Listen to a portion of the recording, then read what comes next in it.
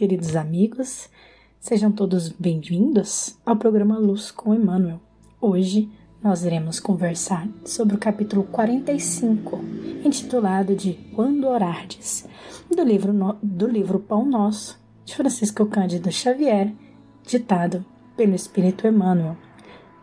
Passemos agora à leitura do capítulo. Quando orardes e, quando estiverdes orando, perdoai. Marcos, capítulo 11, versículo 25.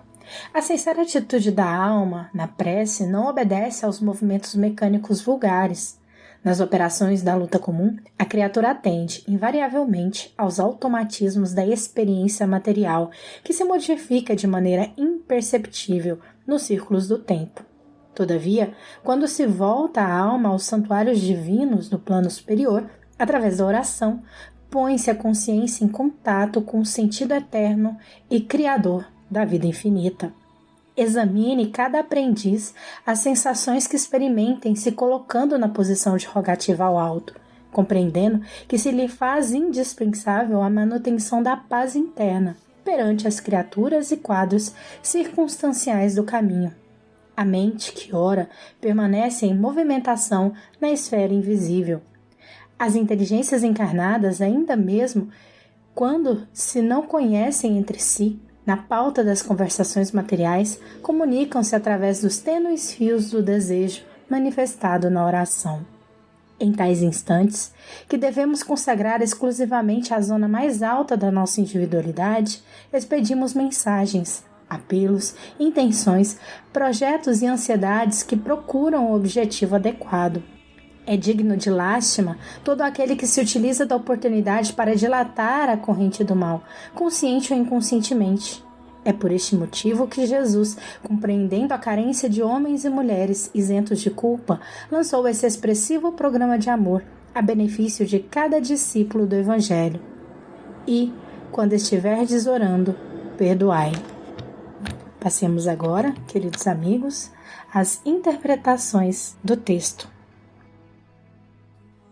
Oi, gente! Seja todo mundo bem-vindo. Voltando a nossa atenção aqui para esse capítulo 45 de O Pão Nosso, que foi lido, nós percebemos que Emmanuel traz para o nosso foco a temática da prece. Uma temática extremamente importante. E aqui o benfeitor pontua, por um lado, os benefícios da oração, qual que deve ser a nossa postura enquanto oramos, e, mais especificamente, qual que não deve ser o nosso comportamento quando estamos em prece. E ele chama especial atenção para a questão do perdão. O versículo comentado é justamente: quando estiverdes orando, perdoai. Então, vamos procurar entender um pouquinho por que quando oramos, precisamos estar pelo menos com a boa vontade para perdoar e para estar com o coração mais leve. Logo de início, nós podemos nos questionar o que é a prece. Lá no Evangelho segundo o Espiritismo, capítulo 28, item 1, nos é dito que a prece é um jeito da gente elevar a nossa alma para Deus.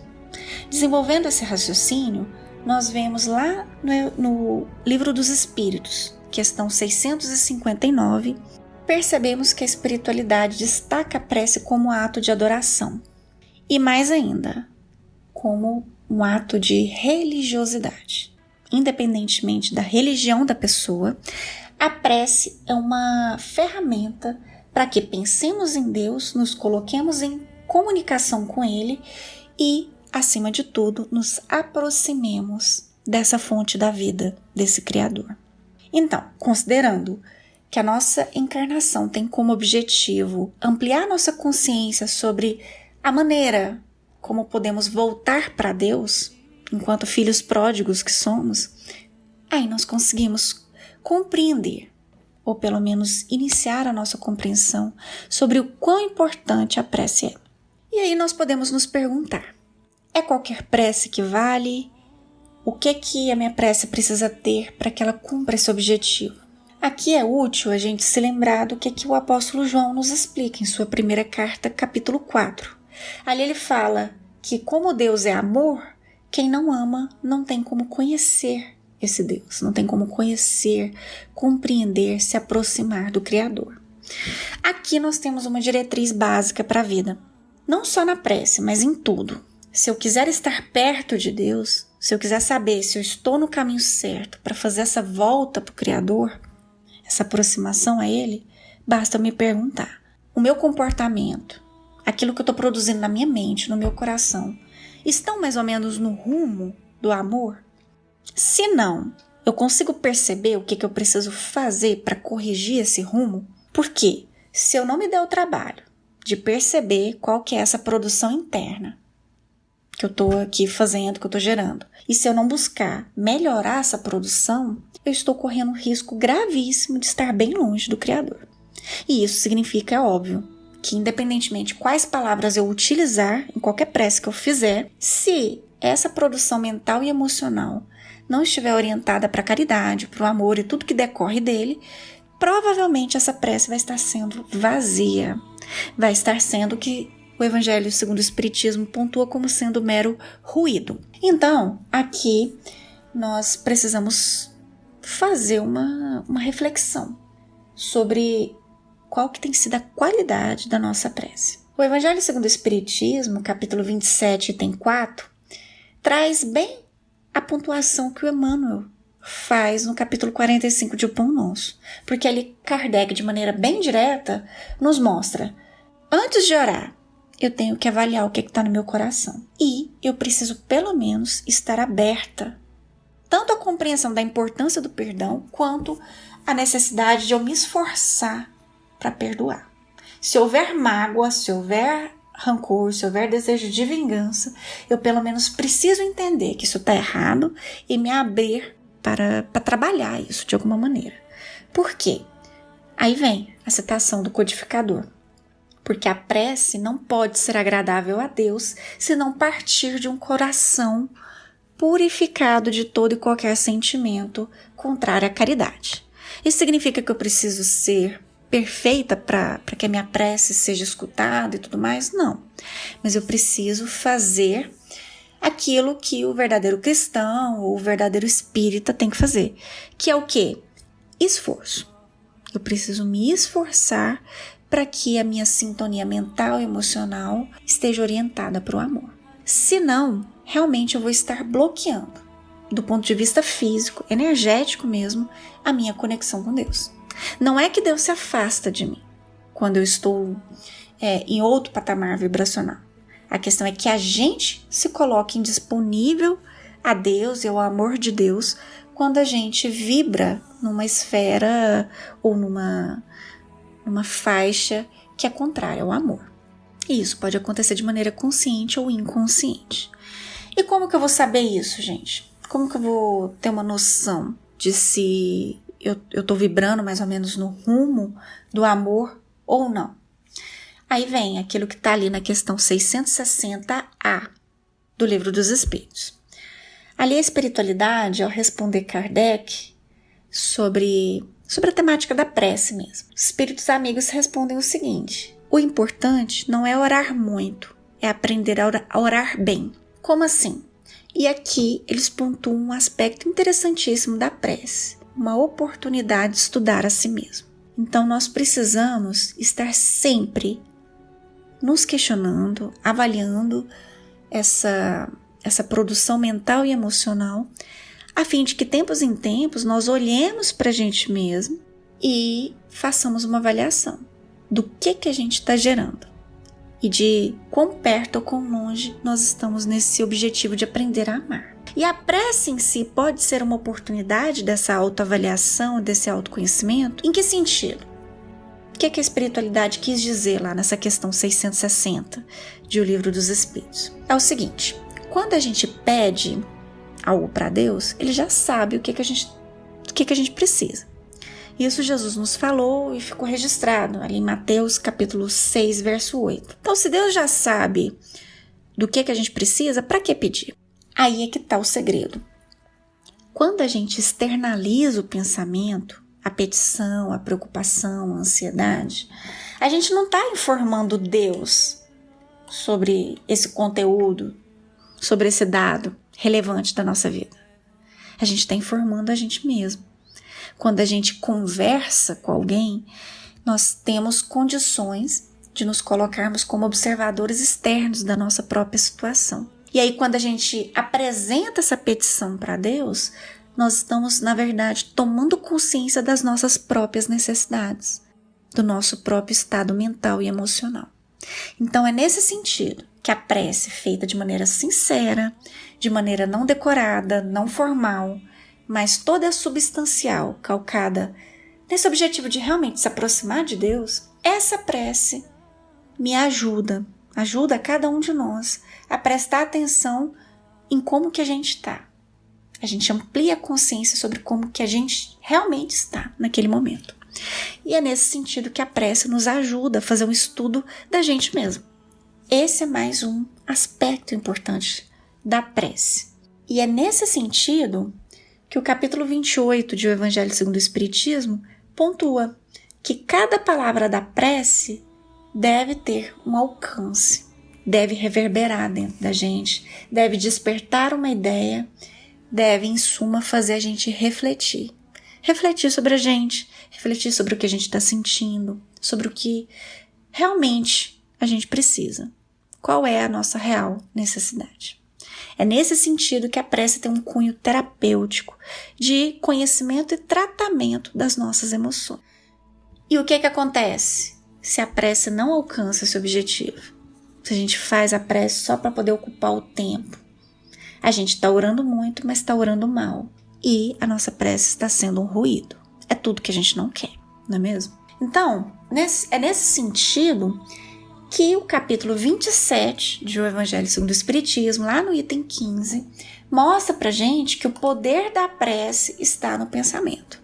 Então, se a gente quer saber se a nossa prece está alcançando o objetivo de religar, de nos colocar de fato em contato com o Criador, basta a gente perguntar qual tipo de intenção, de pensamento, de sentimento está secundando a minha prece. Se for uma produção energética, ou seja, de pensamento e emoções, que é contrária ao sentimento de caridade, ao sentimento de ser uma pessoa melhor, de amar a si mesmo, de amar o próximo, de amar a Deus, porque a lei divina se resume a isso, ao amor. Se for uma produção energética contra essa lei divina, a gente pode saber.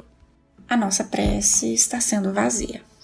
Então aqui a gente destaca a autoobservação e o dever e o compromisso que a gente tiver com o nosso progresso, a nossa automelhoria. Isso daí é o que vai determinar se na nossa vida a gente vai estar realmente cumprindo o objetivo de voltar para o Pai. E também vai mostrar se a nossa prece estará colocando a gente em contato com o Criador. E uma coisa é certa, como a prece é uma transmissão de pensamento, e isso está ali no capítulo 27 do Evangelho segundo o Espiritismo, item 10. A gente transmite o pensamento, esse pensamento automaticamente vai colocar a gente em sintonia com alguma coisa, com alguém. É transmissão de mente a mente. Então, precisamos prestar atenção. Qual que é a base dessa prece? Qual que é o pensamento que está secundando essa prece? Por quê? Porque dependendo da minha produção real de pensamento e emoção, não só essa prece não vai estar me aproximando de Deus, como vai estar correndo risco de me colocar em contato com outras mentes na mesma sintonia. Sintonia baixa, vibração baixa. Qual que é o perigo disso, gente? É que a gente, nesse oceano de ondas mentais, conforme nos explica André Luiz ali em Sinal Verde, a gente no meio desse oceano pode estar se colocando em conexão, em relacionamento com mentes que não são favoráveis ao nosso progresso. Em outras palavras, a gente pode estar estabelecendo relacionamentos nocivos. Então, imaginemos, se o meu coração está cheio de rancor, está cheio de vingança, está cheio de mágoa, está cheio de emoções deletérias. Eu não identifico isso, ou se eu identifico, eu não procuro corrigir, tratar, compreender isso. O que acontece? Eu alimento isso e ainda por cima retroalimento por meio das conexões que eu estabeleço com mentes que estejam no mesmo patamar vibracional. E o perigo disso é a nossa inserção e o nosso aprofundamento em relações obsessivas, seja como obsidiados, seja como obsessores. Isso é tudo, gente, que a gente não precisa na nossa vida. Ainda mais no contexto atual, em que a gente precisa tanto estar perto de Deus e daqueles que executam a vontade de Deus.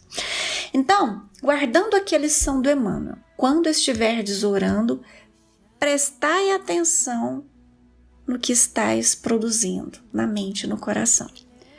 Prestai atenção se o que está ali em vosso coração é de fato perdão, é de fato amor, é de fato esforço para ser melhor? Porque se não for, a gente precisa de fato reavaliar. Tiremos essa reflexão para a nossa semana. Pensemos, estamos orando bem? Em que a gente pode melhorar? Porque mais do que nunca, nós precisamos reforçar a nossa conexão com Deus. Então, oremos sim, coloquemos-nos em conexão com o nosso Pai, porque conforme está ali no Evangelho segundo o Espiritismo, quem ora abre as comportas do céu. Se abre para tudo que tem de belo, de bom, de positivo no universo. Por que se negar esse benefício se esse instrumento é tão importante e está ao alcance da gente, ao alcance de qualquer um? Então, oremos sim, aproximemo-nos do nosso Criador e procuremos melhorar cada vez mais a qualidade dessa conexão, dessa prece e de tudo que realizarmos no nosso dia a dia.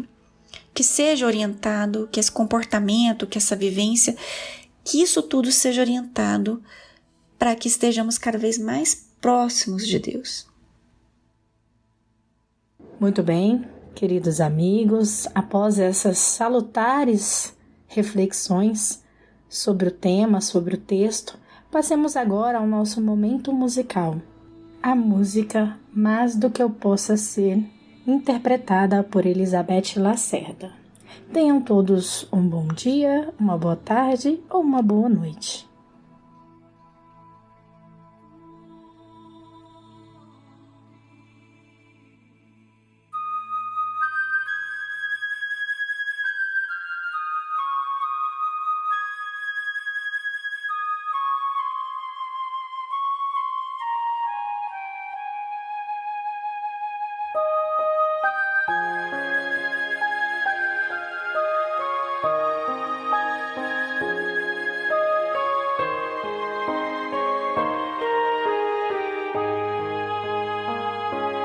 Quando estou só, sentindo-me cansada, preocupações perturbam o meu coração. Então me acalmo, espero em silêncio Jesus chegar e sentar-se junto a mim. Neste momento tudo se transforma. Me sinto forte ao lado dessa luz. É tanto amor, consolo e esperança. Então me rendo nos braços de Jesus. Ele me leva sobre as montanhas, me faz andar sobre mares, tempestades. Estou seguro, não vou mais desistir. Jesus me ama mais do que eu posso ser.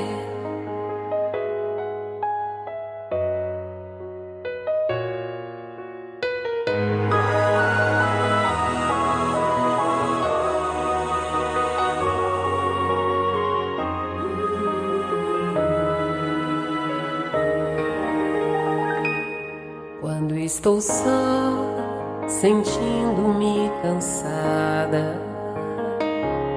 Preocupações perturbam o meu coração. Então me acalmo, espero em silêncio Jesus chegar e sentar-se junto a mim. Neste momento tudo se transforma. Me sinto forte ao lado dessa luz. É tanto amor, consolo e esperança. Então me rendo nos braços de Jesus.